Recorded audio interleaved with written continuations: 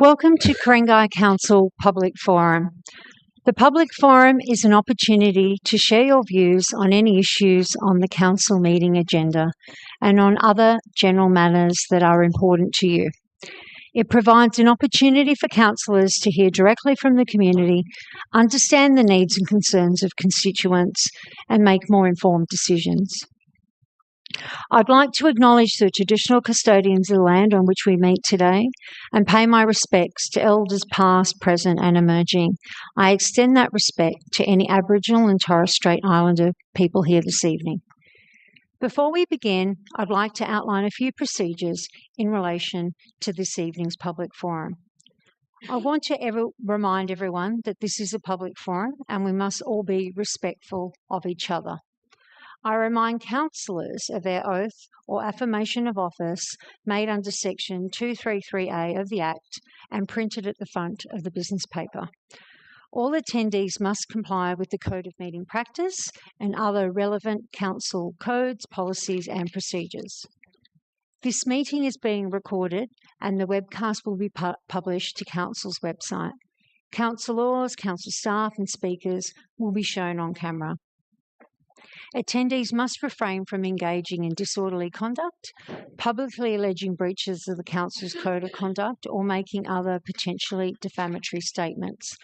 Any statements made and actions taken by individuals are those of the individuals making them and are not endorsed or supported by Council. Councillors, council staff and members of the public must ensure that mobile phones are turned to silent during the forum. Councillors and council staff must declare and manage any conflicts of interest that they may have about any item of business that is on the agenda this evening. A few reminders for our speakers this evening. Speakers cannot use or present any props, audio or visual material. Any written material must be lodged when registering or handed to staff. Each speaker has 3 minutes to address council. A chime will sound when you have 30 seconds left to speak. If you have a lot to say, I encourage you to submit a written submission. Each councillor may ask a maximum of 2 questions. Speakers are under no obligation to answer, but if you do, if you could please limit it to 1 minute. Speakers cannot ask questions of councillors or council staff. Are there any conflict of interest declarations for councillors? That looks like none. We've got 2 councillors online. So online we've got Councillor Indu Balachandran and Councillor Jeff Pettit. Okay, well straight to the speakers then. So we've got a number of speakers this evening on both agenda items and general business. We have 4 written submissions, so 2 of each. So 2 are on agenda items and 2 on general business. So we'll start with the items on the agenda and our first speaker. So the first GB item is GB1, minutes of the Audit Risk and Improvement Committee meeting held on the 4th and the 18th of September 2025. Our speaker is Janet Hartwood, and I believe she will be speaking against. So if every speaker could just remain at the lectern just for a couple of moments so we can just check and see if councillors have any questions before you leave. Before I start, I'd like to speak very briefly, half a minute, on behalf of the other species and the other housing crisis. And today's winds, this wasn't collected today, but this is what... Can you speak into the microphone, Janet? Very delicate nests that are being blown out of the trees, and there's nobody here to speak on behalf of these poor creatures, but they live in this local government area. And heritage is not just buildings, it's also natural heritage. Thank you. I thought I had to say that. That's okay. Thank you, Janet. If we could just reset the timer, if you don't mind. Whenever you're ready. Thank you. Thank you, Madam Mayor. Councillors, ladies and gentlemen, Tropical Forests Forever facility TFFF, is a brand new global economic investment project being launched at COP30 in Brazil today, with the aim of keeping forests standing. The mayor was there on Saturday, so can verify what I'm saying. I asked Matt Keane to use his authority as the National Climate Council chair to bring nature biodiversity up to an equal level with climate, because everyone is trying to save climate, but we tend to forget about nature. And they are actually two sides of the same coin of survival of all species. Minutes of the Audit, Risk and Improvement Committee in GB1 show Council's top brass attended 2 meetings in September, but had attendees heard that the whole world is now trying to join a global initiative to keep forests standing? Somehow, and I'm talking about urban forests, which are the rarest forests, somehow I don't think so. Council's governance still does not recognize that the local government area's unique natural heritage is a vital eco-asset for the future. If the ARIC committee had known this, current rezoning of Ku-ring-gai would not be causing such huge ecological damage. If ARIC, Audit, Risk and Improvement Committee, had known this, they would not allow a standard template zoning for development in this local government area of double significance to sterilize rare forest. And this has been happening for 10 years since LEP 2015 was gazetted.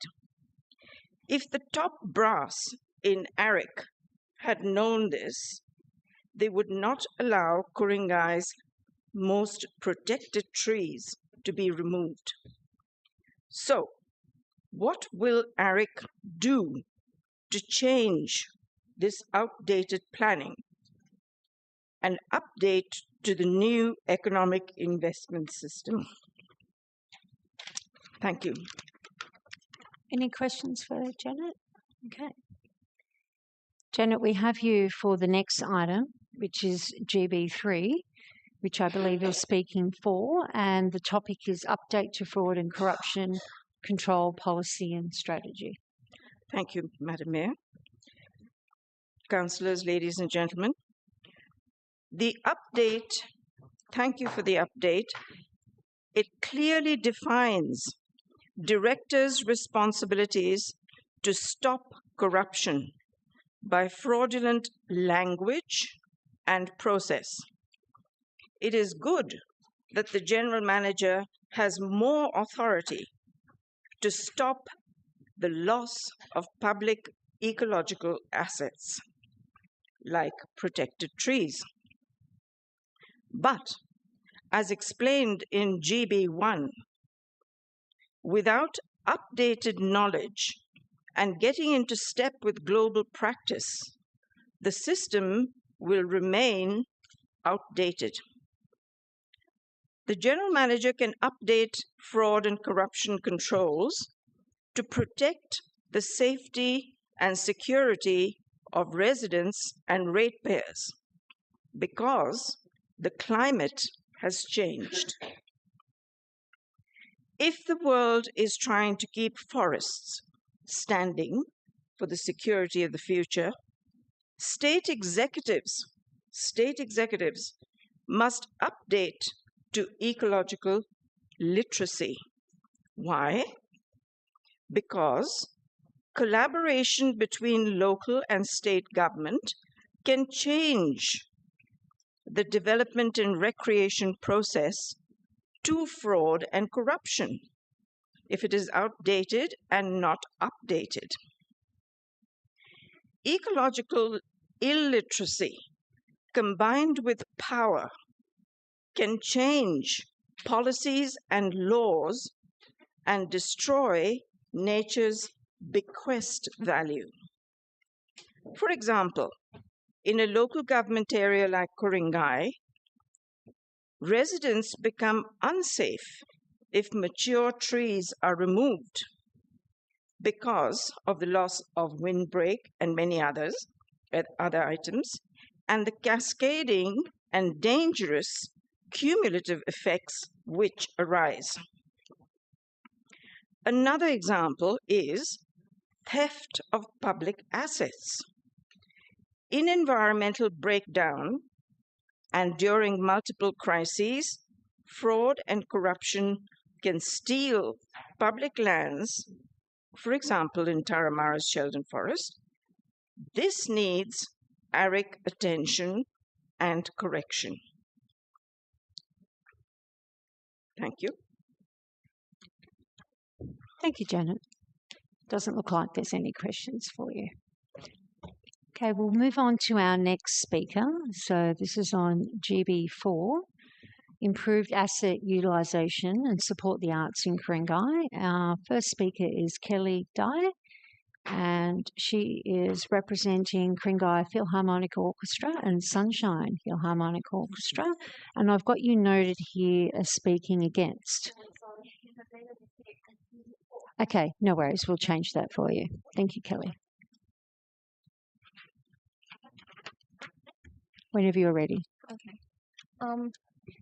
Dear Mayor, councillors, and council staff, my name is Kelly Dye, and I'm the manager of Sunshine Philharmonic Orchestra, a youth orchestra based here in Gordon. And I'm also a violist with the Ku-ring-gai Philharmonic Orchestra.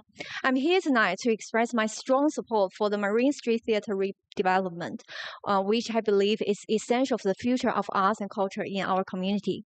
Ku-ring-gai is a home around 124,000 residents, and among them, about 15% are under the age of 15.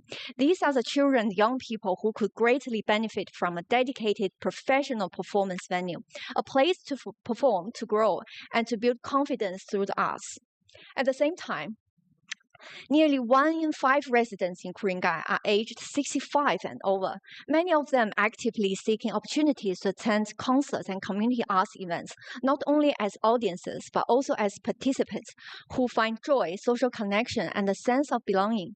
Just like my orchestra mates in the KPO, many of whom are already retired, yet continue to seek personal growth and friendship through rehearsing and performing together. And we should also recognize Ku-ring-gai's rich multicultural community. About 13% of the residents are of Chinese background, a number that is well above the New South Wales, which is only 3%. And as someone from this community, I can tell you, almost every family encourages their children to learn instruments. But what we lack are enough stages for these musicians to perform on. From music and dance to theater and choir, there are so many local groups and individuals who are passionate about arts. Yet too often, they lack a professional space to share the work. That's why rebuilding Marine Street Theatre is so important. It's not about just creating a venue, it's about creating opportunities, a place where local groups can hold their first concert, where community choirs can perform with pride, and where young dancers and musicians can grow with confidence. Reviving the Marine Street Theatre is not just about restoring a building or reopen a building. It's about rebuilding our community's cultural soul.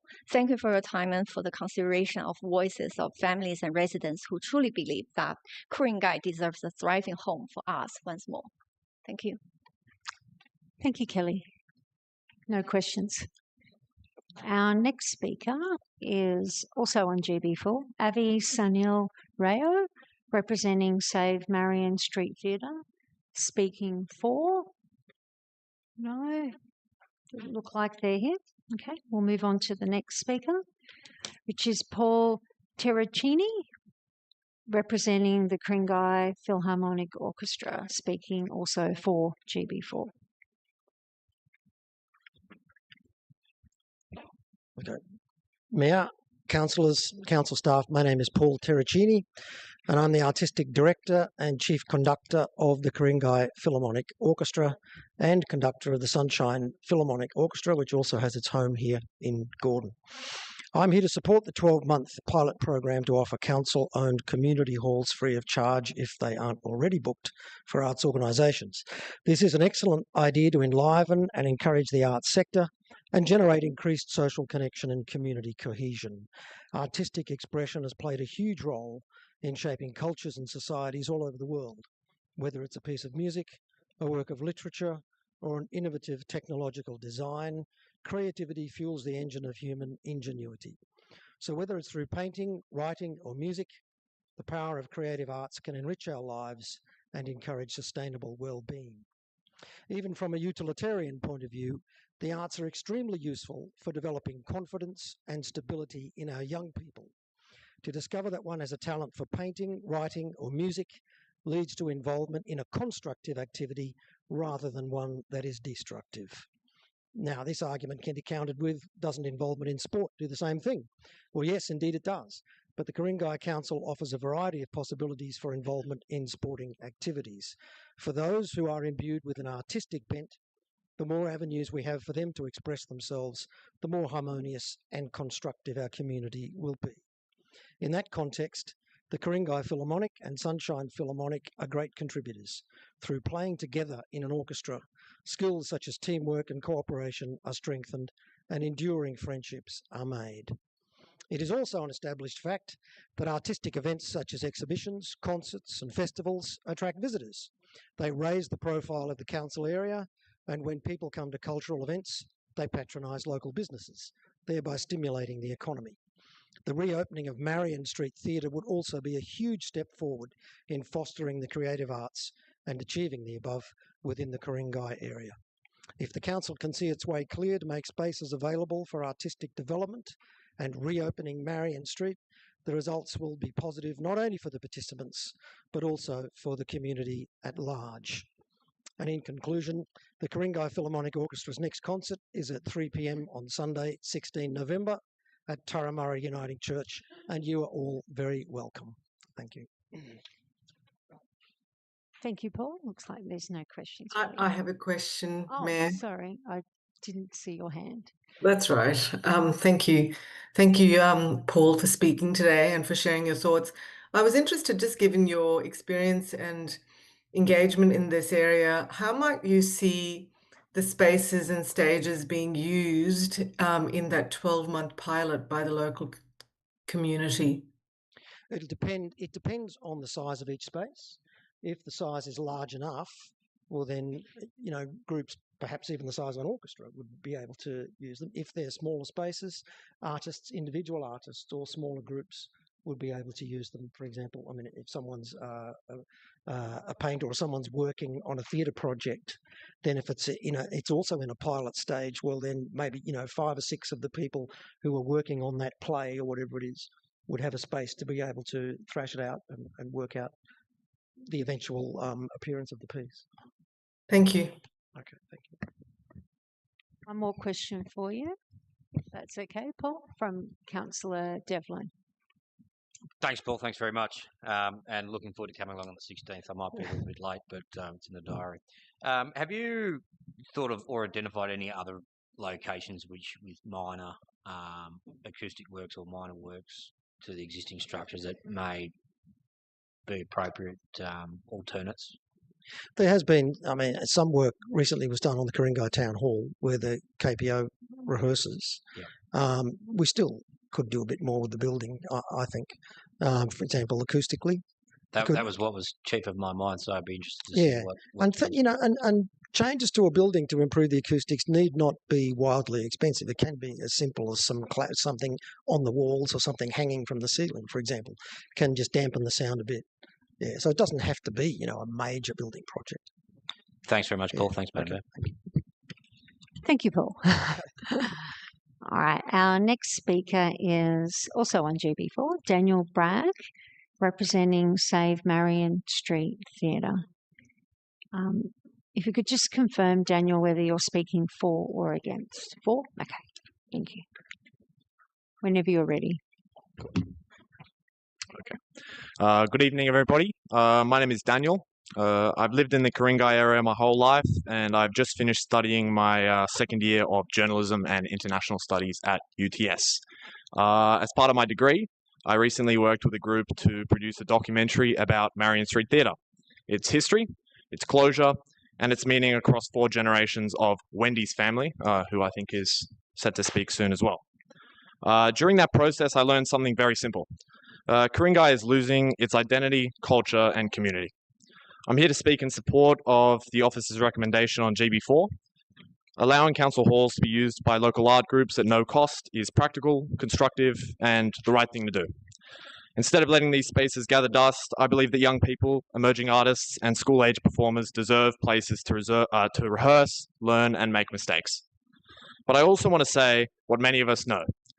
This is a step forward, but it's not a replacement for Marion Street Theatre. Whilst producing our documentary, we tried to find somewhere to film with stage. Obviously, we couldn't use Marion Street Theatre, so we looked for any other venue in the area that was accessible, affordable, and appropriate for creative work. We ended up paying nearly $300 out of pocket to use the town hall down the road in Pimple, even though there were no bookings made for the times that we wanted to use them, and it was just sitting empty. That experience made the issue very real for me and my group, who amongst Avi, who's not here today. But yeah, this is a creative community, and we've got many talented people, but what we don't have is the space. Which brings us back to Marion Street Theatre. After spending time with the Blaxlands, who carry that theatre in their bones, I realized a few things. It's not just a building. It's part of Ku-ring-gai's cultural memory. It's where children learn confidence, where families build communities, and where people learn creativity, self-expression, and inclusion. But not anymore. Yeah, GB4 is a good move, but it's not a permanent solution. The community needs its dedicated performing arts home restored. We all recognize the need for housing, community infrastructure, and other strong development pressures in Ku-ring-gai, but when every space is evaluated primarily for its commercial return on investment, we lose the places that make a community more than just real estate. Marion Street Theatre is not a development opportunity. It is a priceless piece of cultural infrastructure and history, and it needs to be saved. Just remember, once spaces like this are gone, they don't come back. Thanks. Thank you, Daniel. I can't see anyone with their hands up or their light on, so thank you. Our final speaker on GB4 is Wendy Blaxland, who will be representing the Marion Street Action and will be speaking for.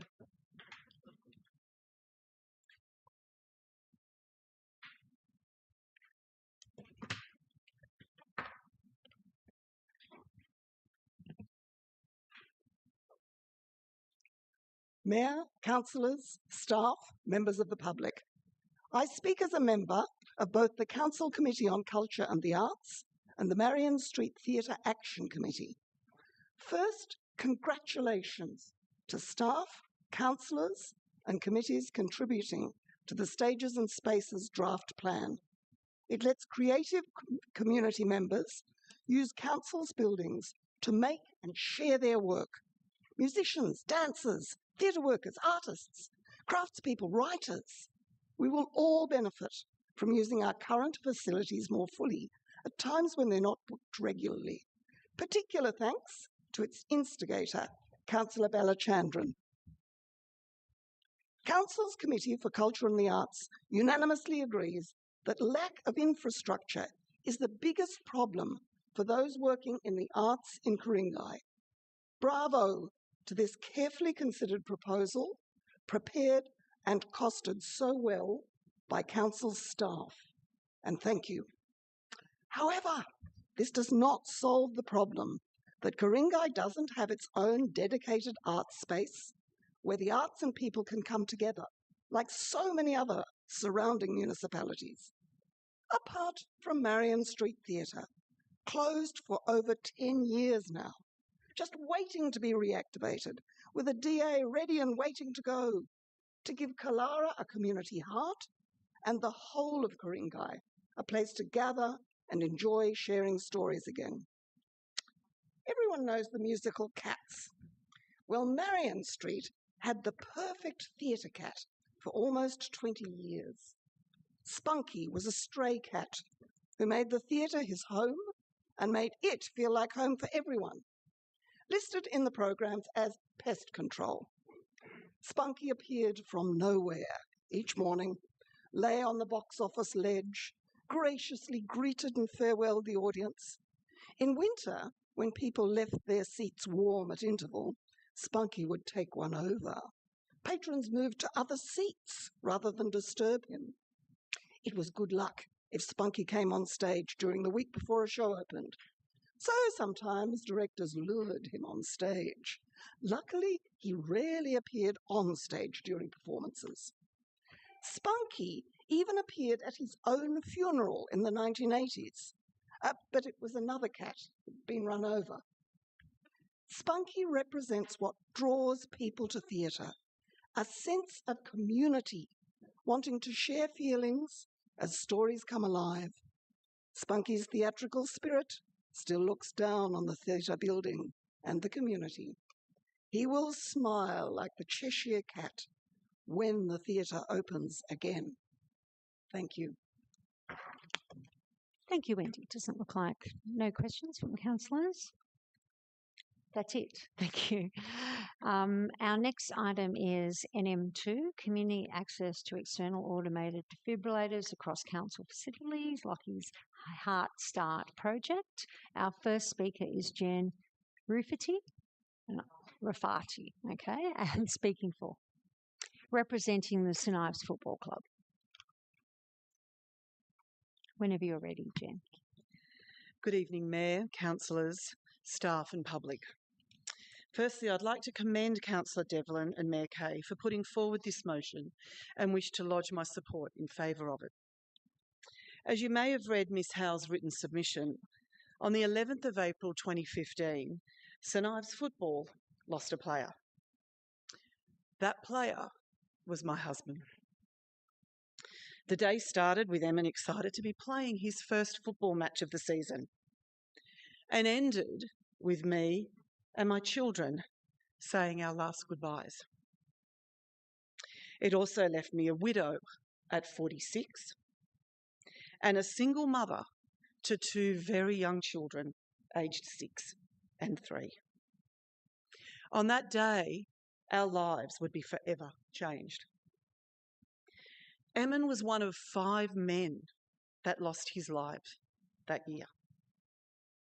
The Australian Bureau of Statistics reported in August this year that heart-related deaths are the second highest mortality rate after cancer. And according to FIFA, the sudden death registry they did, between 2014 and 2022, there were 61 sudden death cases in Australian football. Prompt CPR resulted in a survival rate of 86% when a defibrillator was used, compared to a mere 59% when it wasn't.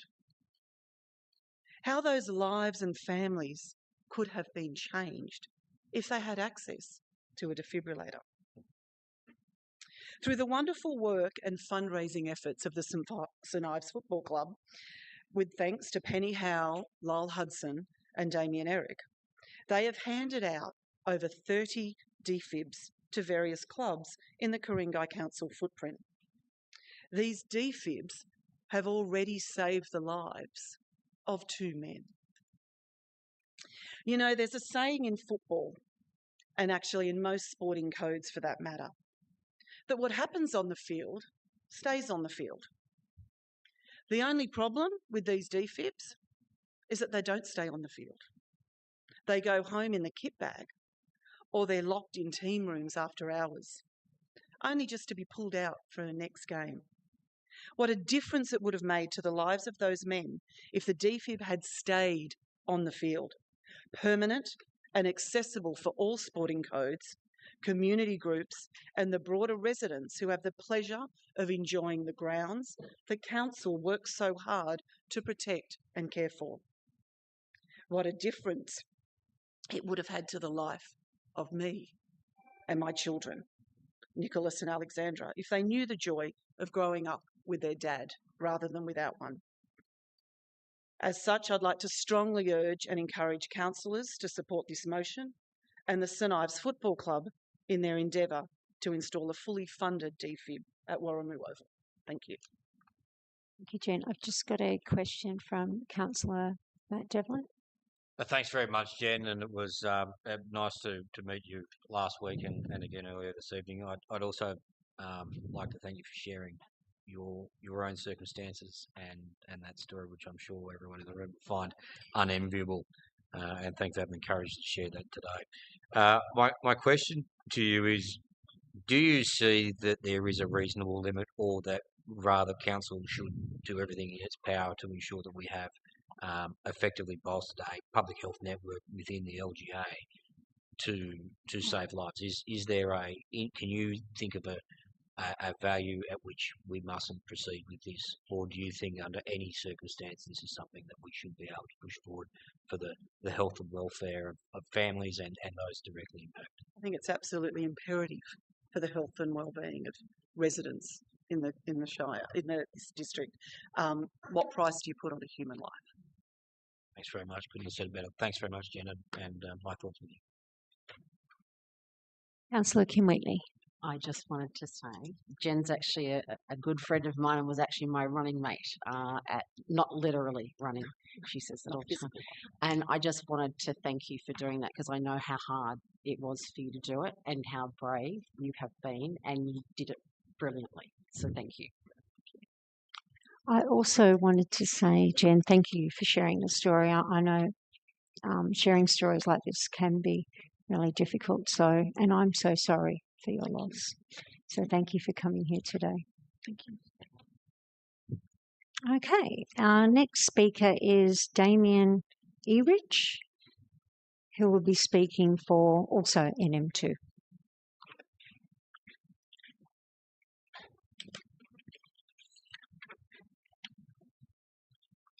Whenever you're ready. Good evening, Mayor, staff, councillors, general public. I'm speaking for the motion MN2 for it. I must say that in 3 minutes I can't cover what I want to speak about, but I'll give it my best shot. 10 years ago, I was confronted with a collapse on the sporting field of one of my team players. Uneducated, we commenced CPR and desperately looking for help, basically. DFIBs weren't around for most sporting organisations back then, and we were fighting a losing battle on that day. That was when Jen's husband passed right in front of me. The passing of that team player then spurred me on to make a difference out there. So I am on the committee of the St Ives Soccer Club, and since that day we've been fundraising to get defibrillators into sporting organisations in our own space. So we've raised funds for about 30 machines and handed out 10 of those machines to opposing clubs that we play against, just so they can cover themselves, because some clubs are not as financial as others, and we actually identified who they were and we handed out machines to these clubs. One of those, the first machines that we purchased, I used personally to save someone's life in 2018. The ambulances that turned up, so any cardiac arrest, 2 ambulances are dispatched. That's the standard operating procedure for a cardiac arrest. The player went down on the field in St Ives. Now there's an ambulance station in St Ives. Within 8 minutes, 2 ambulances turned up. 8 minutes for someone having a cardiac arrest is a long time. You could basically be brain dead by then. But my actions and my teammates' actions made this man survive. And every Christmas I get a Christmas card from him, which is kind of nice. Another machine was used not long ago, about 8 weeks ago on Camaray Oval. That was one of the machines we donated to North Sydney Soccer Club. So again, there is the machine being actively used. So we never want these machines to be used, to be perfectly honest. We'd rather not see it happen at all. But unfortunately, we live in a society, people have heart attacks, that's it. Now my club has a fund granted to have an external defibrillator stationed at Warramoo Oval, which is our main clubhouse facility. But we're going to lose that fund, that grant, unless council can actually make a decision and say yes, get it done. And that's why I'm speaking tonight. And I sincerely hope that people can see our point of view. Thank you. Thank you, Damien. I have a question from Councillor Matt Devlin for you. Thanks, Damien. Thanks for your remarks tonight. It is something that you remarked on at the end, so I'll start with that. You've noted that the club has applied for a grant and been successful with some grant funding for the installation of a unit, but are you suggesting that council hasn't been forthcoming and supportive of its installation? As I understand it, we have the grant. We're going to lose the grant soon unless we can actually get some action from council to push it through. And is the issue, as you understand it, that without it being monitored and maintained, having it externally installed and available 24 hours is the holding point and the reason that we're not able to proceed? There are some concerns from various people that could this be vandalised, could this be stolen? These machines have trackers in them so they can be found fairly quickly. It's not the kind of thing you want to sell over the pub counter, I don't think, to someone, for cash. I don't know. Like I can't answer further, to be honest. No, I appreciate it, and we can't speak for those with minds that would go down the avenue of theft of one of those devices, but I think you've addressed the question. Thanks very much, and thanks, Madam Mayor. Thank you, Councillor Devlin. Councillor Barbara Wood. Thank you, Madam Mayor. Thank you, Damien, and congratulations for sharing with other teams, even with their opponents. There's a little bit of a training involved with the DFIBs. Is there part of your funding, or do you need to look for that? So, from a training perspective, as a club, we trained all our team managers to say how to use it. But at the end of the day, these machines teach you how to use it. If I pull my machine that I've got at the back of my car out and put it on someone on the ground, it'll walk you through it. You have to do nothing for it. The first thing you do is you ring O. The second thing you do is you actually put a DFib on someone's chest. If someone has a cardiac arrest, not all cardiac arrests are DFib and is needed for that. But if it is, the machine will take over. So what happened to me is when I saved someone's life, the machine took charge. You stayed back, and the ambulance arrived. I had the guy sitting up by the time the ambulance turned up. Okay, I just want to make one final comment that I really do want to commend you on your bravery and a difficult time and acting really quickly. Thank you for that. You are the true heroes in our community. Thank you, Damien. Thank you. Okay, we will move on now to general business. So the topic is Council's alternate TOD plans in Eastside Roseville's SSDs, and our speaker is Natasha Sherwood, representing the Eastside Roseville Action Group Incorporated. Whenever you're ready, Natasha. Thanks. Look, first of all, I just wanted to acknowledge the people that spoke before me. So it's kind of a bit of a boring topic to come on to after hearing about things that are, so much more, valuable in terms of, culture and community and saving people's lives. So I just wanted to say that up front. So first of all, thanks for the opportunity to just speak today. I wanted to say that, broadly speaking, people in Eastside Roseville continue to support Council's alternate TOD plan and are awaiting its gazettal by the New South Wales Government, importantly, so that the desired future character of Eastside Roseville is crystal clear to all. We would like to thank Council for the tremendous job you are doing in negotiating the best possible outcome you can for Ku-ring-gai. And we would like to remind Premier Minns that at the start of all this in 2024, you committed publicly to repealing the TOD if councils give you the density you want. As we know, Council's alternate TOD plan actually delivers more density than what we currently have, and does so in a way that seeks to balance dwelling targets with other factors. So Premier Minns, what are you waiting for? Where are things at in Eastside Roseville now? We supported Ku-ring-gai local planning panel's recent refusal of the TOD DA at 18 to 20 Roseville Avenue.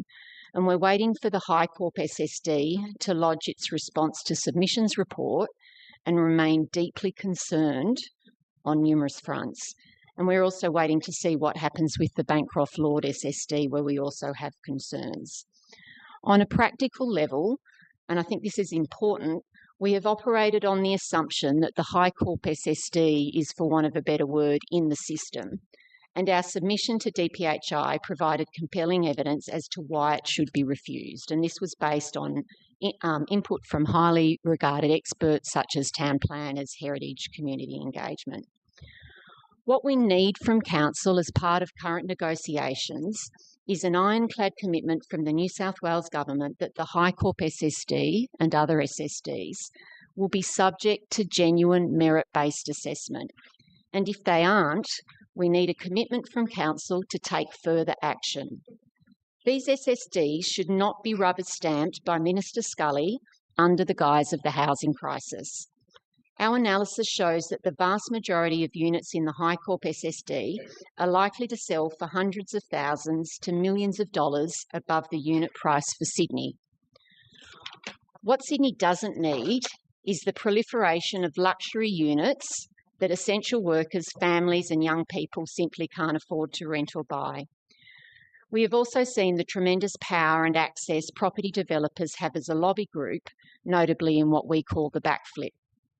This is why we need the New South Wales Government to commit to genuine merit-based assessment as part of the current negotiations. So we do not see misleading claims around affordability and the public interest being trump cards in the assessment process, nor property developers' influence and interests taking centre stage. We feel that this really needs to be what Council insists on. Thank you. Thank you, Natasha. Doesn't look like there's any questions Okay, for you. that's Thank you. Our next speaker is Janet Harwood, Ecologically Sustainable Survival Economics, Correcting Ku-ring-gai Planning for Bequest Value. Whenever you're ready, Janet. Madam Mayor, even if he could attend, he wouldn't be able to answer any questions.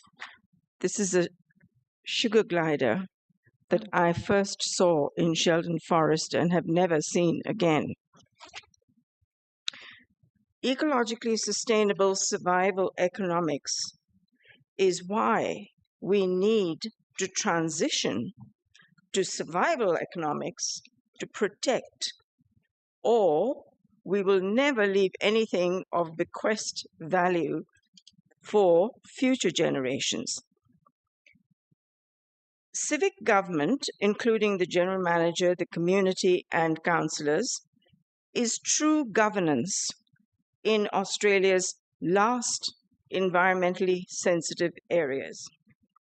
These are the people who should understand the local conditions which are changing so fast before we inundate a sensitive area with people.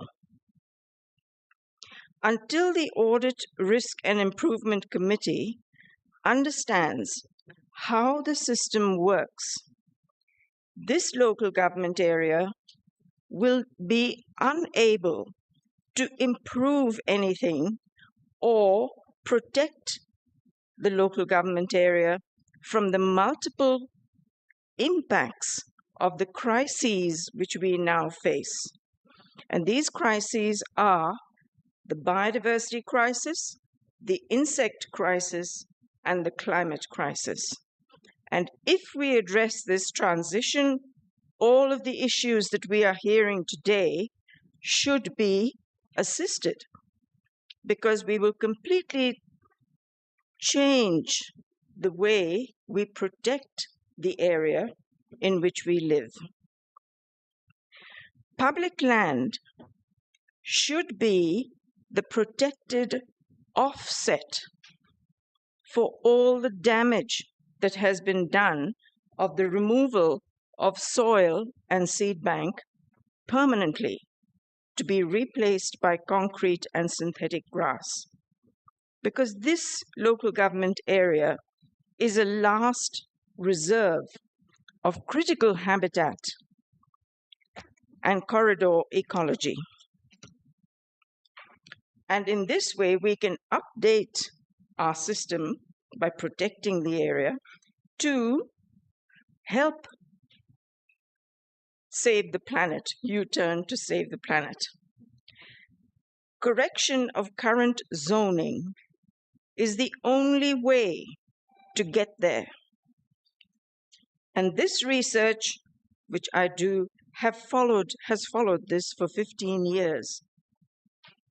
And so I tend never to say anything without actually having researched what I say. So I'm happy to protect and help the planning system make that change. Thank you. Thank you, Janet. Our next speaker is David Lloyd, Community Opposition to Todd SSD application for Dowcross Hospital and adjacent sites, SSD application number 858-45958. Thank you, Madam Mayor, and thank you, councillors, and thanks to all of you attending today's meeting for this opportunity to briefly address you. As mentioned, I'm here to both reiterate our support for Council's Todd alternative preferred scenario, but also remind Council at the same time of our continued very, very strong community opposition to the proposed development of the Dowcross Hospital site and its adjoining residences. To remind you, the proposal comprises 5 9-story apartment blocks comprising 435 different apartments, which would accommodate approximately 1,000 people, increasing Kalara's population by about 10%. We as a community, and I as an individual, having lived in the community for over 30 years, oppose this not because it's development, but rather because it's inappropriate development. This is, to my knowledge, the largest SSD proposed in Ku-ring-gai with, as I remind you, 435 apartments in 5 9-story apartment blocks, and it's entirely inappropriate in scale and its destructive impact for this area. Council will recognize that this SSD 8584-5958 proposed monstrous development sits directly in the middle of the priority heritage conservation area, which Council identified on the east side of Kalara in its alternative preferred scenario. The proposed development of 5 9-story apartment blocks is approximately 4 times the height of the surrounding heritage area, obliterates an environmentally sensitive area of green canopy, and does not include any supporting infrastructure to accommodate this 10% increase in the population of Kalara. I continue to support Council's alternative preferred scenario, but this, of course, we'd all recognize can only proceed by observing and respecting its development priorities, which SSD 8584-5958 clearly does not. Council should continue to pursue its legal proceedings against the New South Wales government until its alternative preferred scenario is accepted, and that should exclude any inconsistent SSDs such as this one that is proposed for the Dowcross site. Thank you very much for your time. Thank you, David. Looks like no questions, so thank you. Our last speaker for this evening is Alex Guo, the Dowcross Development.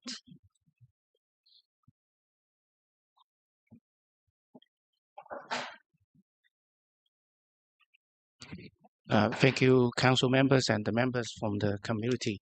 I live in the Central Road, so the Dowcross development is of great concern to me and to all the residents in that area. And thank you, David, for organizing the KAAD associates, which are focusing on this particular project. Like we have want to strengthen that we are not against the development. We actually quite appreciate what the Ku-ring-gai Council has done to put on the much better alternative scenario to the government TOD proposal.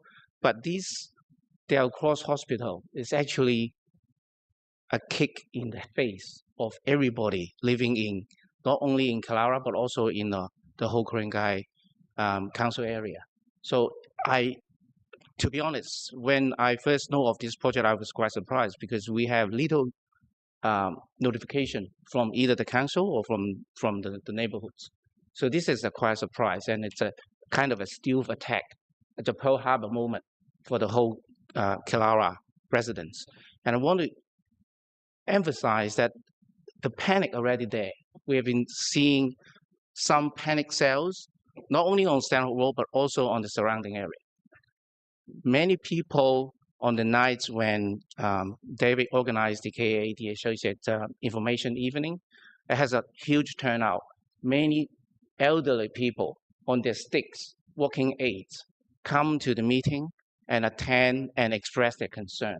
So we really want to see that the council take a more proactive and active, roles in fighting for us. And it's not only for the residents of Kilara, but also for what we have done in the last 6 or 12 months to put together this, much better alternative scenario to the state government. We want to see that the councils and the communities are more informed and, putting our efforts together against the state government.